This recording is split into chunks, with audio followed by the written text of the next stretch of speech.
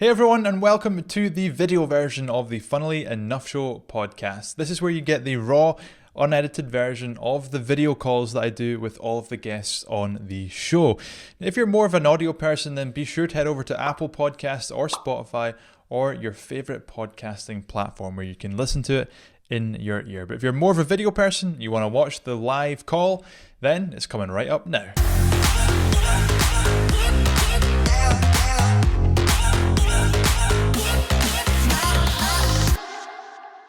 Jeff Sieh, welcome to the Funnily Enough Show. Thanks for being a guest. How are you? Doing well. Thank you so much for having me. I appreciate it. It's my absolute pleasure. We first met in London. We were both speaking at Janet Murray's Build Your Audience live event, and I just loved what you had to say. And I felt like you were someone that I had to have on this show to talk to and to let my audience hear the wonderful wisdom that you do have. Well, thank you. So let's get straight to the serious stuff. All right. The question that everybody, especially those that are watching, will be asking: is the tip of that beard lethal? And it could be. Yes, it could. It could put your eye out. Actually, in fact, when I have a Jeep and I love to ride my Jeep. I used to ride motorcycles, but I have a Jeep, and so I actually have a dwarvish bead that I put in there so it doesn't whack up in my face when I'm driving down the highway. So it can be lethal. Yes, it can. That's hilarious. I've got a good friend, Col Gray, who's a designer here, a brand guy in Dundee, and he's got a very similar beard. I would like to get you guys to meet up one day. I don't know if the world could handle that much beard awesomeness at one point in time, you know. It would be, I mean, something would happen. I'm trying to rock a beard. It's not happening. Yeah, you're getting there. It's coming. I seem to get about like maybe like a third, a quarter of the way. You have to commit. You just gotta just not shave. Just don't do it. I know. Anyway, Jeff, we met in London, like I said, and one of the things that that drew me towards you as a person, I would say, was you're just a really funny guy, like just an easy guy to get on with. And being the like geek I am, I don't just, when I watch somebody speak, I don't just listen to what they're teaching. I also try and watch how they're speaking. And you had the room laughing, you had the room watching you and engaging with you. And I feel like a lot of that was down to your humor. So I want to know, like, humor for you, have you done any stand-up? Is it just who you are as a person? Is it something you've developed over time? Tell me a bit about that. Well, so I don't know if I would never consider myself a stand-up guy. I always would say I'm a humorist because I think my dad is funny, and I think I got it from him. But I always had done theater, and then in high school they had competitions. They called it forensics where I grew up, and I did like humorous competition. I went to state in that, and so I guess it's always been a part of my life. And I've studied comedians. Man, I love the comedians in cars getting coffee with Seinfeld. It's just, I mean, there's so much stuff you can get from them. I did some improv. And so that helps with stand up, but I really try to, when I do a talk is people there, especially in our industry, there's a lot of great information, but can be really, really freaking boring. Yeah. And so I try to always put humor in a story. There's a guy named Ken Davis, and I took his course 2 years ago, or I went through his book, and it was talking about how to put together good talk. And so I really tried the one you heard at Janet. I really put through his kind of formula to do. There's another great book. I think it's the guy's by Nihil. Do You Talk Funny? Which is really good if you're trying to figure out how to put humor into your talks. Talk funny? Yeah, and so I really try to do it because when people are laughing, it just opens things up, and they're engaged till the end. And if you see my talks like at Social Media Marketing World, and even with one at Janet Murray's event, I always try to. So I started with that funny, the chiropractic story where I talk about my butt cheeks flapping. Can you just give the listeners that noise? Can you just? Yeah. Just like that. So that's it right there. And you'll have to listen to the story, but sometime. But I start with that because that puts everybody at ease, and it really doesn't have anything to do with my talk. I force it into the way to make it work. And then every so often I'll go back, and I'm very, very specific that I give information. I have some laughter point, more information, some story or a laughter point or something. And that's by design because people, they want to laugh. You think of the videos that are doing really great on like Facebook, it's ones that are funny. Humor is what people want. They want to, get away from some stuff. The ads that work, like Dollar Shave Club, everybody talks about how great those ads are because they're funny. They make you laugh and watch till the end. So, um, there's something about humor that is universal, and I love that about humor. And so, yeah, I mean, I study it. I'm a nerd about it. I read books about it. I watch TV shows about it. I mean, some of the classic guys like Jack Benny and some of the old ones are stuff that you can take and rework it for uh, the modern audience. And so it's always fascinated me. So I do try to incorporate it in Yeah. everything I do. I really, I thought I could tell that you, like, watching you speak and seeing the humor and seeing how that tied into your talk. That's why, I mean, that's the main reason I wanted to speak to you on this podcast, because I just think it's one of the reasons that I did this podcast is I kind of want to talk to people about things that I find fascinating about them that aren't necessarily the thing that they always talk about. So obviously you have a website business called Manly Pinterest Tips, but it's the humor side of things that I find really fascinating. So further to one of the points that you made, I've got a good friend, a guy called Gavin Oates, who trained as a comedian, a stand-up comedian, and is now a very successful speaker. Hmm. And he's always told me, it's not what you tell people, it's how you leave them feeling. Right. And humor is one of those things that if you have people laughing, you can tell them anything you want and they'll go away and say it was the best talk of the event. Right. And Right. Yeah. like you say, in a space like marketing where there's a lot of amazing information, but like, let's be honest, not the best speakers. Right. Um, I feel like humor is one of those ways to really stand out. So let's dive into that a little bit. What You gave us a couple of books. Do You Talk Funny being one of them? I've written that down. I'll go check it out. But what are some of the ways that you learn to do it, and then from those learnings, or what are you looking for when you're trying to learn this humor? So you say you're watching the Netflix Hmm. comedians in coffee type thing, Right. and you're studying it, but what are you actually looking for? Are you looking for specific jokes, how they deliver these jokes? Yeah, I think I'm looking for delivery and how they're engaging with the audience. I mean, some humor I just don't like, and a lot of it, there is some subjective to it. Even when I talk at social media marketing world, most people just love it, but there's always some that I get comments like, "Oh, he rambled on too much about this." I mean, I'm just like, whatever, not their Yeah. cup of tea, you know. Um, but I really look at the delivery. I look at my whole thing is. So I started when I was in college. I paid for a lot of college. I did magic, and so I went around and I worked at Elitch Gardens downtown Denver, Colorado for a summer and did their like Wild West show and did strolling magic. But one of the things I learned is that I would get up on stage, and one time I messed up and something fell out, and it was like, and I went off and did a little funny bit with it, and I was like, they identified with me from the very start if I screwed up.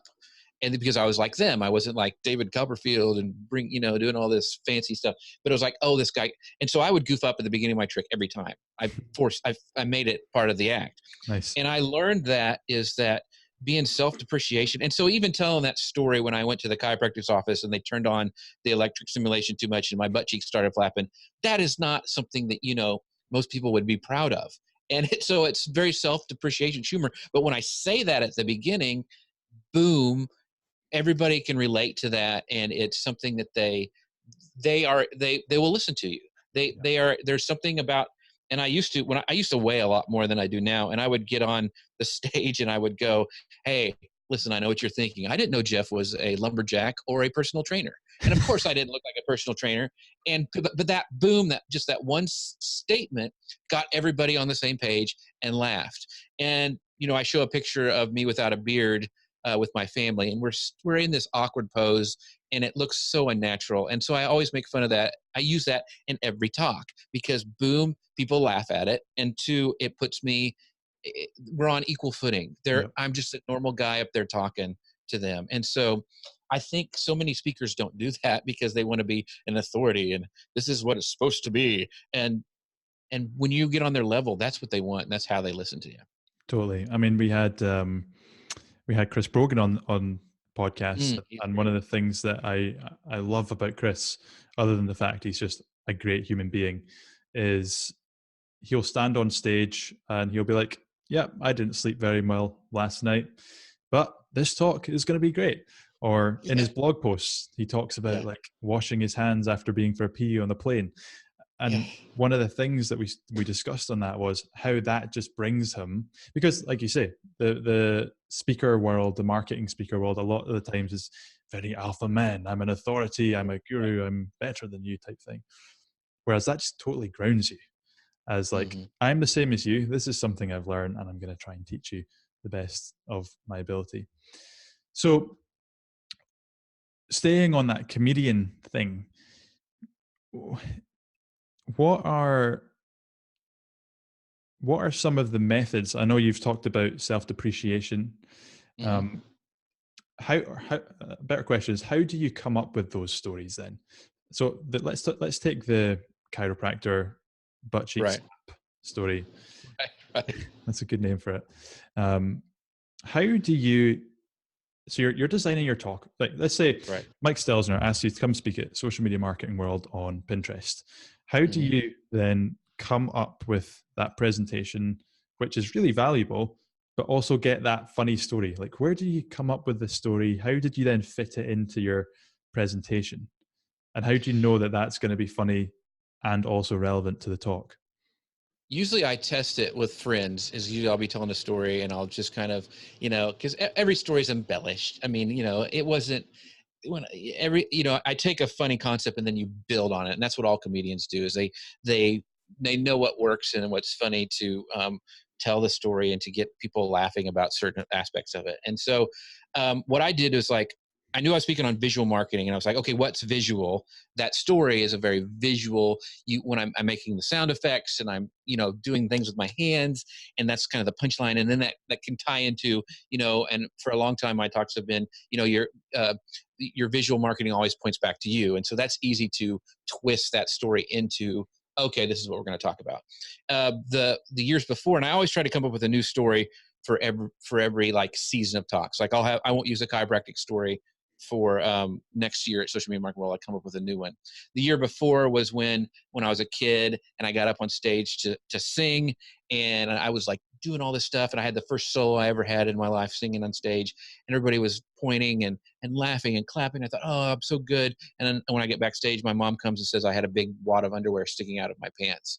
That's why they're pointing and laughing. And so that one worked for the same talk too. So you kind of have the idea, and most of the stuff is stuff that I've told friends that they're like, that is so stinking Uh, funny, and then I'll rework it into a talk. And so it usually comes with real life stories, and a lot of times they'll be like, I'll be listening to a comedian talk or Seinfeld or something. I'm like, that will remind me of a story that happened in my own life that was maybe not even similar, but that had a little brain spark go that I can go. And so I keep a notebook of like ideas and stories, and oh, this may be funny to say, and then I I'll like go it. back and look at those and rework them.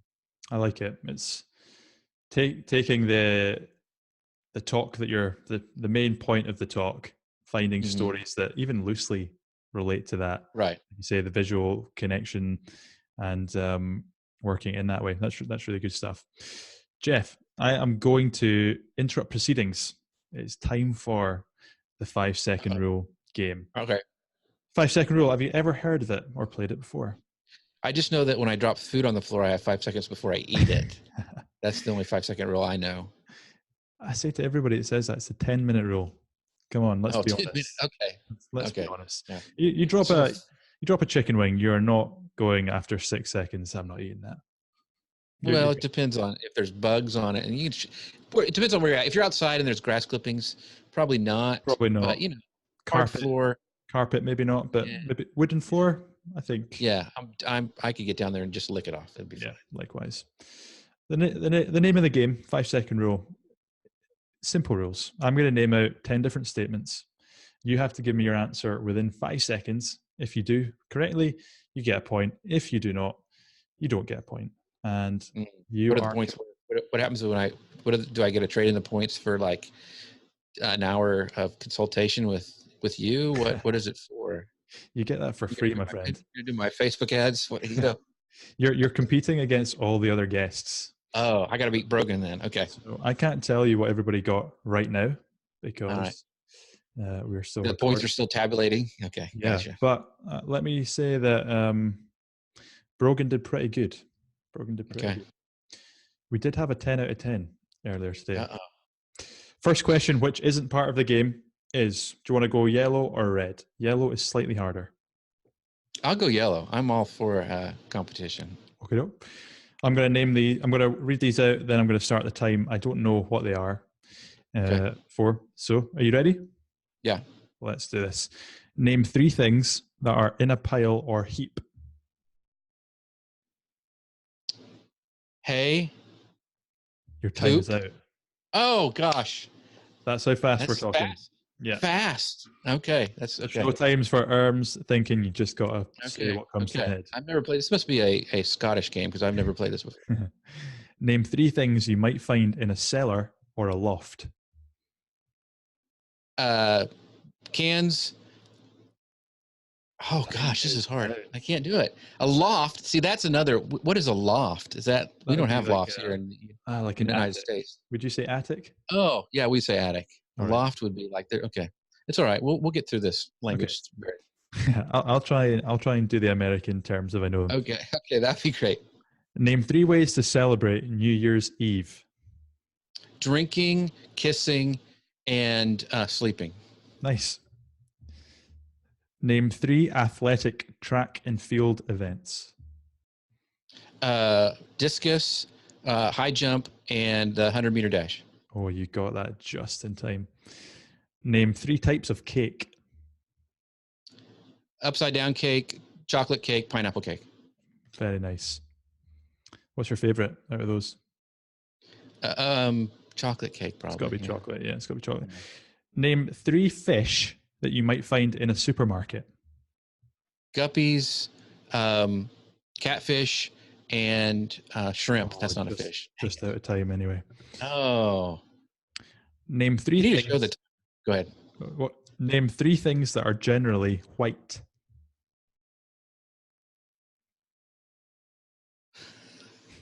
Time is up. I can't do it because that was bad things were coming to my head. Some of these questions can lead to bad answers. Let me tell you that. Yes, I'm censoring myself. And fallouts. Lots of fallouts for this game. Name 3 countries with a coastline on the North Sea. Now, you didn't tell me geography would be in this because I don't know any of that. That is not fair. I'm sorry. I'm a marketer. I'm not a teacher of geography. Name 3 ways to make a good first impression. Smile, handshake, and drinking. Fair. I go drinking with buddies, yeah. Here's your final one. Name 3 reptiles. A chameleon, I don't know. We're out of time. I can't think of my feet. I'm sorry. Brogan won, I could tell. He's already done it. He's better than me. You scored 4 out of 10. That's horrible. I'm going to tell you that is currently last place. Not the worst. Okay. I'll leave it. I still think the loft thing was rigged. I need to. I mean, I know, man. I'm sorry. I feel like that's okay. Maybe you'll have me on again. I'll do better. Yeah, I think we should maybe do a second round of these once the show's up and running, and we can. Yeah, that'd be good. See how people improve or get worse. Yeah. Okay, let's get back to the questions. I want to move away now from Humour, and this is actually just a quick question. You don't need to spend a lot of time on this one, but have you ever, it's a genuinely serious question, have you ever had any backlash by the likes of feminists having a business name Manly Pinterest Tips? I did actually. When I first started, a lady told me get off my network. She sent me an email. Yeah, that was only one, and it's not been an issue at all. But one time I did. Yeah. Wow. Okay, so on the topic of Pinterest, I think there's probably going to be quite a few people out there, especially guys, Hmm. listening to this that are listening going, Pinterest, isn't that a female platform? One, Hmm. which you don't really necessarily need to answer because the answer is, well, not really. But the question I really want to ask is for a business owner out there that's super busy and is like, oh, I need to be on YouTube, Facebook, Twitter, Instagram, blah, blah, blah, blah, blah.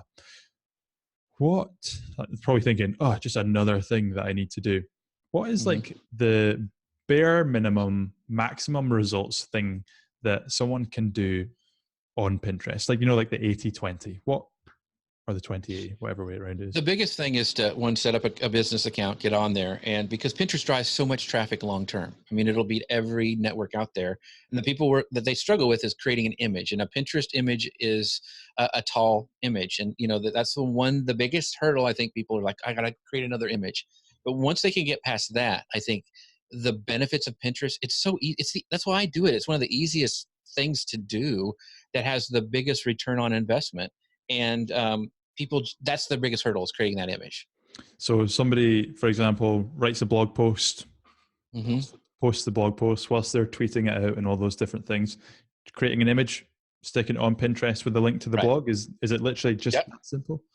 That, and you want to, I mean, there's you can do a lot. You want to make sure you have a good title, you want to have a good description in your pin, but mostly it's putting it out there so it can be found. You got to think of all those pins are actually, I always think of it a big spider web pointing back to your website. It's like, we all used to talk about SEO and the, getting links on these sites. Well, all those pins out there are links back to your content, and people forget about that. So is a pin, so an image, is that something that is searchable by Google? As in, let's say I have a pin that is titled. I don't really know how this works, so Mhm. do correct me if I get the wrong terminology.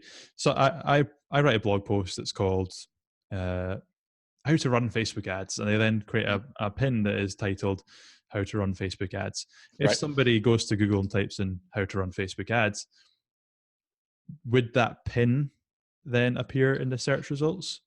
That pin would not, but the actual and it goes back and forth, and I double checked this before Janet's event, actually, is that boards will rank. So I have a Okay. board called Instant Instagram Tips it's a group board that I have with Peg Fitzpatrick.